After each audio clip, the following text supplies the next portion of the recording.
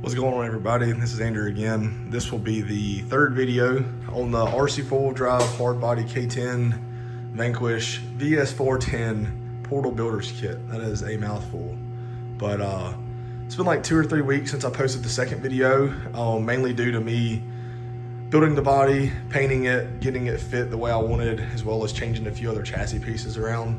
And it is about 95% complete now.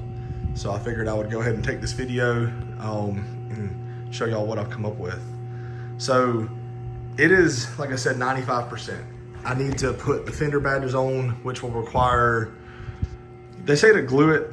I don't know if I'm gonna glue or to use something else, but I need to put the fender badges on and a few other small miscellaneous things. I'd like to put a light kit. I did paint all the marker lights. You can see there, those come clear. Got to paint those orange. The tail lights back here also come clear. Just got to do some small stuff. Like this little tailgate gap drives me nuts. You can see it. I'm pushing on it very lightly and the gap closes. I've shimmed it and it's better, but it's just not perfect. So I'm gonna mess with that, get this truck really 100% and hopefully get to run it soon. It's just so daggum hot here in Mississippi. It's tough to do anything right now outside, so I'm just building RCs and air conditioner. But yeah, this is how it turned out. The paint turned out pretty good. It's my first hard body. Mad respect to people that do hard bodies a lot, because you have to be patient. Way more time intensive than just painting a leg sand and throwing it on and going. But it was fun. I enjoyed it. I'll do another one day. But I got a lot of other projects I'm about to start working on. But I did the Tamiya, it's their fine gray primer, I believe. Did that, 2 coats of the Tamiya red base coat and just Tamiya clear.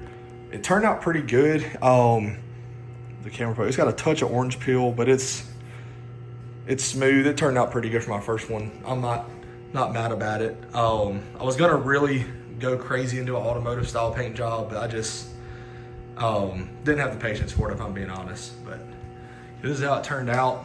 Those of y'all that are wondering, this ATI ramp I found on eBay. It was like 20 or 30 bucks, all aluminum, comes assembled with rivets, pretty big.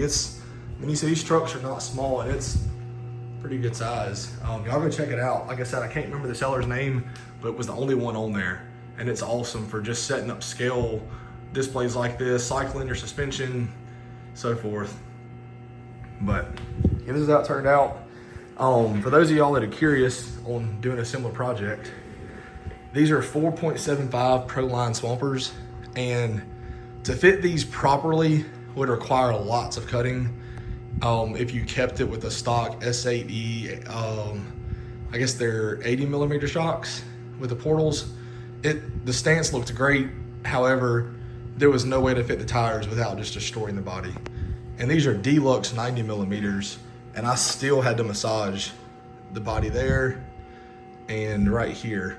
So yeah, there's just no way to fit these tires at stock ride height without just really cutting the body up. So that's what I come up with. But so I'll move it off of this, let y'all see how it sits at ride height. And actually, that was a good shot. You can see the deluxe shocks. They have, let me see, phenomenal control. I'm going to drop it and just super soft. Really, really nice performing shocks.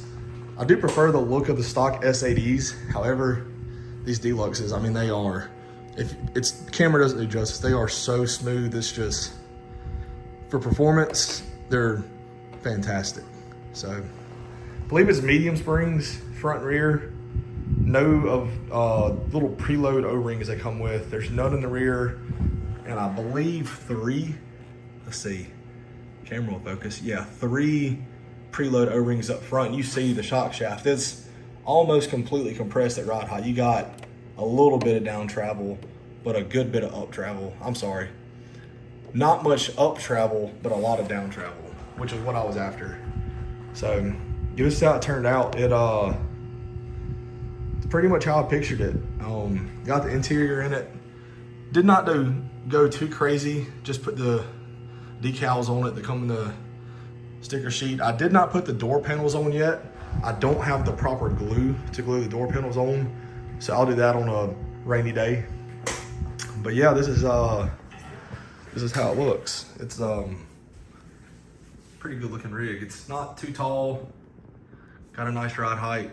It's very heavy. I haven't weighed it, but I would assume this thing's probably close to 10 pounds or more with the hard body, whatnot. But yeah, hopefully get this thing out, get some runtime soon. It's just so hot, so I'm gonna keep building RCs, and I got a pretty sweet project or two coming up. I'm doing a straight axle VS410.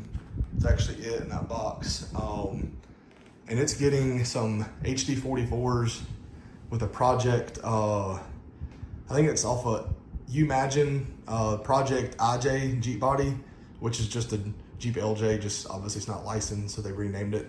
But I'm doing one of those. Body's currently being printed, and I've got almost all the parts to build it. It's gonna be sweet. It's getting these specs on BFG crawlers. So I'll be getting that thing together here in the next week or so. We'll definitely do some videos on it. And I also have a Vanquish Origin, an H10 Origin on the way. Gonna go with my H10 Optic, which also I have not done a video on. I apologize. I will get on top of that, but yeah, this is how it turned out. If you want to see more info on it, check out the other two videos in the same series. It's got a bunch of cool details in it. Scale rotors, hubs, hardware, just a pretty clean little square body Chevrolet. So thank y'all for watching, and stay tuned. Probably be a few days, maybe a week before I get the next video up, but it'll be a sweet one. It's gonna be lots of nice parts, and should be a pretty good looking build. So I appreciate you. Thanks for watching.